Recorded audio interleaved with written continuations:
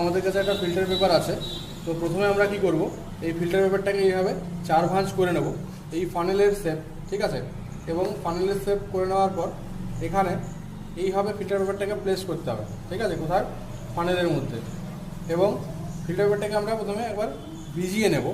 তারপর আমরা কি করব, এই যে আমাদের কাছে একটা তোমার কাদা জল আছে, এই কাদা জল যেটা গোলা আছে সেটাকে আমরা কী করব, সেটাকে আমরা দেখব যে এখানে ফিল্টার পেপারের দ্বারা কীরকমভাবে পরিশ্রুত হচ্ছে, ঠিক আছে।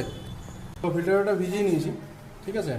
এবার এটাকে আমরা যেরকমভাবে প্লেস করেছিলাম ঠিক সেই রকমভাবেই এই ফানেলের মধ্যে প্লেস করব। ওকে, দেখো ফানেলের মধ্যে আমরা এটাকে প্লেস করেছি। ওকে, তো তোমরা দেখতে পাচ্ছ এখন এখানে কিন্তু কিছু নেই।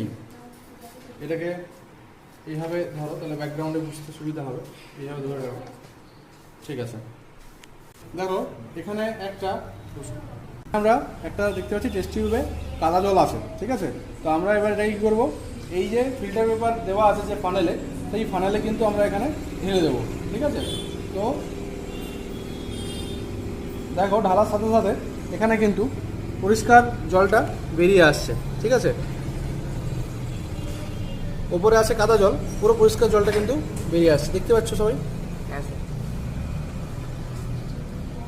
এই হয়ে গেল ফিল্ট্রেশন।